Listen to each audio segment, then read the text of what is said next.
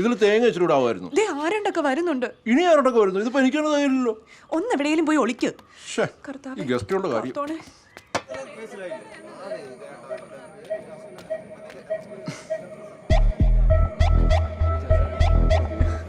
അതല്ല രസം. റീനെ വിളിക്കാൻ ആളെ വിട്ടിട്ടുണ്ട്.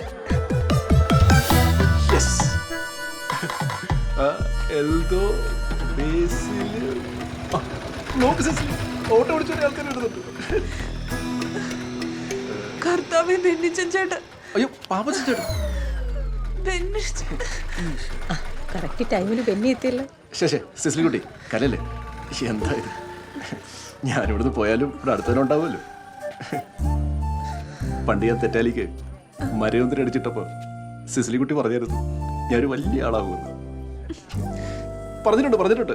അത് ഓർമ്മയില്ലാത്തോണ്ടോ സിസ്ലിക്കുട്ടിക്ക്? ഇപ്പൊ ഞാൻ കാട്ടുപോത്തിനാണല്ലോ ഇവിടെ വെച്ചിട്ടിരിക്കുന്നത്. അപ്പൊ ഞാൻ കുറച്ചുകൂടെ വലിയ ആളായി അല്ലേ? അതെ, വല്ല നടക്കോ? ഇനി ഇന്ന് നടക്കുമെന്ന് തോന്നുന്നില്ല.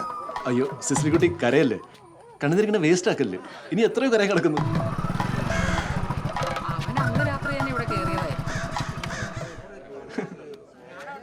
ബെന്നിയെ കാണാനായിട്ടാണ് ഞാൻ ഇങ്ങോട്ട് വന്നെങ്കിലും അവനില്ലാത്ത 2 ദിവസം ഞാൻ ഹാപ്പിയായിരുന്നു. ചേട്ടാ, ഞാൻ ഇന്നലെയും കൂടി ഇതിലേക്ക് ഇറങ്ങടിച്ചിരുന്നിട്ട് ഇങ്ങനെ ഒരു ലൈൻ ഷോട്ടാണ് ഞാൻ അറിഞ്ഞില്ല. എന്റെ ജീവിതം കുളവാക്കിയപ്പോ ചേട്ടന് സമാധാനമായില്ല. എന്താ സിസ്റ്റർ കുട്ടി, ഇതൊക്കെ ഒരു സ്പോർട്സ് ആൻഡ് സ്പിരിറ്റ് എടുക്കണ്ടേ? വീണ്ടും ആൾ കൂടിയോ?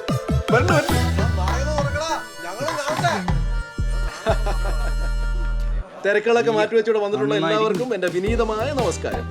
എടാ ചോക്കൂടെ, നീയാണോ ജാഥ ക്യാപ്റ്റൻ? കണ്ടില്ലേ, പഴയ കാമോനെ വിളിച്ച് വീട്ടിൽ കയറ്റിയേക്കാം. നമ്മളെങ്ങാനും ആയിരുന്നെങ്കിൽ. എടാ, അമ്പലക്കൊന്ന് കോളനിക്കാരൊന്നും കാണുന്നില്ലല്ലോ. നീ അവരൊന്നും അറിയിച്ചില്ലേ? ഒരു ഉത്തരവാദിത്വം ഇല്ല. പാപ്പച്ചോ,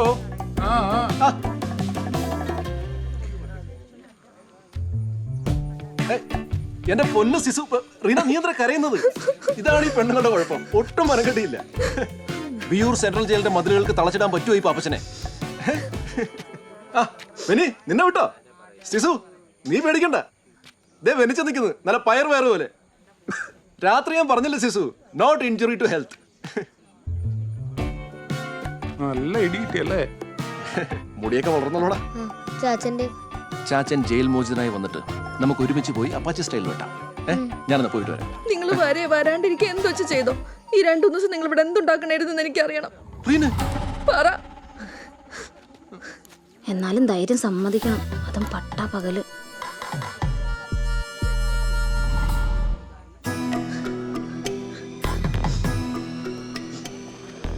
കേന്ദ്രസേനല്ലേ? ബെന്നി, എടാ, അന്ന് നിന്നെ പൊക്കി സത്യത അറിഞ്ഞില്ലായിരുന്നു. പിന്നെ ഏതൊരു നായിട്ട് എൻ്റെ ജീവിതത്തിലും ഇങ്ങനെ ഒരു ത്രില്ലിംഗ് നിമിഷം ഉണ്ടാകുമല്ലോ. നിനക്ക് പറഞ്ഞാൽ മനസ്സിലാവും. അതെ, പിന്നെ ആ കട്ടിലിൻ്റെ അടിയിരുന്ന കുപ്പിന്ന് ഞാൻ ഒരു 2 പേക്ക് അടിച്ചിട്ടുണ്ട്. DF ലീവിലാണോ? കണ്ടില്ല? യെസ്, നന്ദി. വന്നതിന് നന്ദി. എനിക്ക് സുഖല്ലേ? അകത്തു പോയി ചോദിക്കും. ഇതൊക്കെ ഒരു പരസ്പര ധാരണയിൽ നടക്കുന്ന കാര്യങ്ങളല്ലേ? ധാരണ വേണം. സാറേ, സ്റ്റേഷനിലേക്കല്ലേ? ആനക്കൈ വഴി വിട്ടാൽ മതി. അത് ഞാൻ തീരുമാനിച്ചോളാം. മയിലാടും പാറ വഴി പോലീസ് സ്റ്റേഷനിൽ കയറാൻ ഒരു വകുപ്പുണ്ടായിരുന്നു, ഇമ്മോറൽ ട്രാഫിക്. പിന്നെ സാറുമാർ ആദ്യം വന്ന സ്ഥിതിക്ക് ആനക്കൈ വഴി തന്നെ പൊക്കോട്ടെ. ഓ, അടുത്ത പ്രാവശ്യം ആയിക്കോട്ടെ. എടാ, ചെറിയൊരു ജീവപര്യന്തം ഞാൻ ഉടനെ വരില്ലേ? അതല്ല ആശാനെ, പറ മോനെ. എന്റെ സൈക്കിൾ എവിടെ വെച്ചേ? സാറേ പോ. Thank you.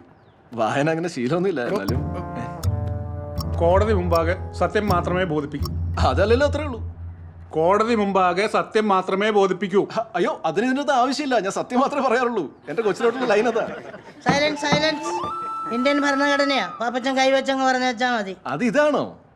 കോടതി മുമ്പാകെ സത്യം മാത്രമേ ബോധിപ്പിക്കൂ. പോരെ? അല്ല, ഇതാരെ പോളി വക്കീലോ? അതേ മാഡം. കണ്ടിട്ട് കുറെ കാലം ആയല്ലോ. കൃഷിയും പരിപാടിയൊക്കെ അങ്ങ് വിട്ടോ? തൽക്കാലം വിട്ടു മാഡം.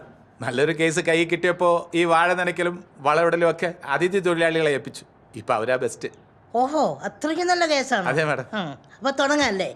തുടങ്ങാം madam. Proceed. Your honour, Kerala സംസ്ഥാനത്തെ ഞെട്ടിക്കുന്ന ഒരു കേസിന്റെ തെളിവുകളുമായിട്ടാണ് ഞാൻ ഇവിടെ നിൽക്കുന്നത്. എന്താന്ന് വെച്ചാ ഒന്ന് തെളിച്ചു പറ എന്റെ വക്കീലെ. നമ്മുടെ സംസ്ഥാനത്ത് ഒരുപാട് നിയമങ്ങളുണ്ട്. അതിൽ തന്നെ ഈ ഫോറസ്റ്റ് റൂൾസ്, വന നിയമങ്ങൾ ഏറെ പ്രത്യേകതകളുള്ളതാണ്. പ്രതിയിൽ നിന്നോ പ്രതിയുടെ വീട്ടിൽ നിന്നോ ഫോറസ്റ്റ് ഉദ്യോഗസ്ഥർ പിടിച്ചെടുത്തു എന്ന് പറയപ്പെടുന്ന ഇറച്ചിയുടെ സാമ്പിൾ ഫോറൻസിക് എക്സാമിനേഷൻ അയച്ചു കൊടുത്തിട്ട് കൃത്യം 7 ദിവസമായി. അതിന്റെ റിസൾട്ട് ഇന്ന് വരും നാളെ വരും എന്ന് പറഞ്ഞ് ഫോറസ്റ്റുകാർ വായും പൊളിച്ചിരിക്കുക. കഷ്ടമൊന്നല്ലാതെ എന്തു പറയാൻ. വെറുതെ അല്ല ആനകൾ കൂട്ടത്തോടെ കാട്ടിൽ നിന്ന് ഇറങ്ങുന്നത്. വക്കീലെ വേണ്ട. Sorry your honour. അതിനു മുമ്പല്ലേ നിങ്ങൾ ജാമ്യഹർജി എന്നത്? അത് പരിഗണിച്ചതാണോ ഇപ്പൊ കുറ്റമായത്? അല്ല ഇല്ല മാഡം, ഈ കേസുമായിട്ട് പ്രതിയുടെ വക്കീൽ കേസുമായി ബന്ധമില്ലാത്ത കാര്യങ്ങൾ പറഞ്ഞുകൊണ്ട് കോടതിയുടെ വിലപ്പെട്ട സമയമാണ് കളഞ്ഞുകൊണ്ടിരിക്കുന്നത്. ആ ധാരാളം സമയമുണ്ട്. ആൾക്കാരെ അവിടെ ഇരിക്കെ. ആദ്യം ഇതിനൊരു തീരുമാനമാകട്ടെ. Thank you your honour. എന്ത് പറഞ്ഞാലും ഫുൾ ഡാർക്കാണ്. അയ്യോ, ബഹുമാനപ്പെട്ട കോടതിയെ കുറിച്ചല്ല, ഈ ബ്യൂറോക്രസിയുടെ പിടിപ്പുകേടിനെ കുറിച്ചാ പറഞ്ഞത് മാഡം. ഉദ്യോഗസ്ഥ മേധാവിത്വം. അതാ കോടതി എന്റെയും കൂടെ ചോറല്ലേ മാഡം? അല്ല, ഈ കേരള സംസ്ഥാനത്തെ ആകെ ഞെട്ടിക്കുന്ന ഏതോ തെളിവിനെ കുറിച്ച് പറഞ്ഞല്ലോ, അതൊന്ന് പറ. ഞെട്ടുമെന്ന് നോക്കാമല്ലോ. ഉണ്ട് മാഡം, അത് കേട്ടാ മാഡം ഞെട്ടി തരിച്ചു. ഇതാ ഞാൻ പറഞ്ഞു. കൊടുത്തേക്ക്. എന്തോ നടന്നു?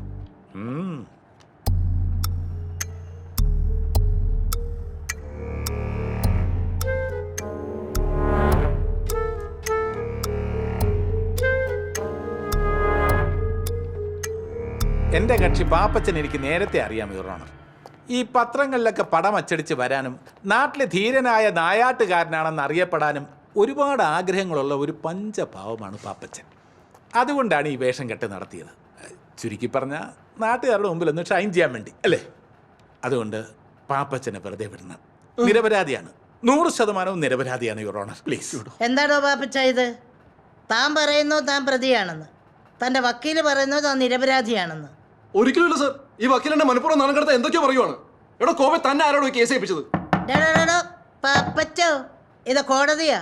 മാഡം, ഞാൻ മാഡത്തിന്റെ മുന്നിൽ ഹാജരാക്കിയത് ഈ പ്രോസിക്യൂഷൻ പറഞ്ഞ കണ്ടാൽ തിരിച്ചറിയാവുന്ന 60ഓളം പ്രതികൾ അവര് കഴിച്ച അതേ ഇറച്ചിയുടെ, എരുമ ഇറച്ചിയുടെ ഫോറൻസിക് പരിശോധനാ ഫലമാണ്.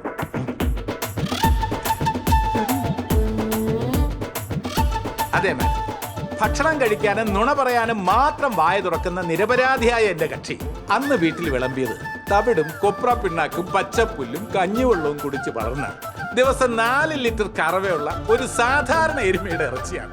കോടതി ഇത് നുണയാണ്, പച്ചക്കള്ളം. ആ ബുക്കിംഗ് കൊടുത്തേ, അതിൽ കൈ വെച്ച് പറ. അതിന്റെ ആവശ്യമൊന്നുമില്ല, മാഡത്തിന് എന്നെ എത്രയോ കൊല്ലമായിട്ട് അറിയാം.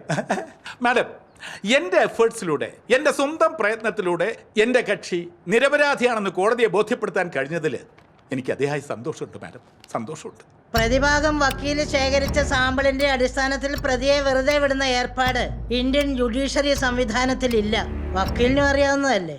റിസൾട്ട് വരട്ടെ, അതുവരെ ജാമ്യത്തിൽ പൊക്കോട്ടെ. കോടതി ഒരു കാര്യം ചോദിച്ചോട്ടെ? ആ ചോദിക്കേ. എന്നെ വെറുതെ ഇവിടെ ഇരിക്കാൻ പറ്റുമോ?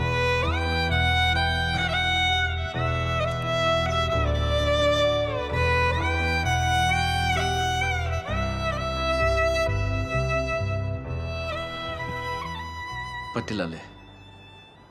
എന്നാ ശരി.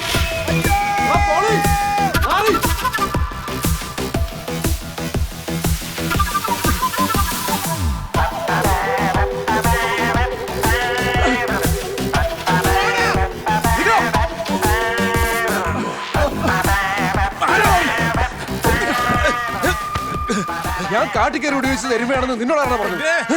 വെടിവെച്ച് നിന്റെ തന്ത എന്നാ പറഞ്ഞത്? അത് കാട്ടുപോത്തിന്റെ ഇറച്ചി അല്ലെന്ന്. അങ്ങേർ കൊടുക്കേണ്ട വല്ല കാര്യം ഉണ്ടായിരുന്നോ? നിന്റെ തന്തക്കല്ലാതെ വേറെ ആർക്കാണ് അറിയാവുന്നത് കാട്ടുപോത്തിന്റെ ഇറച്ചിയെ കുറിച്ചൊക്കെ?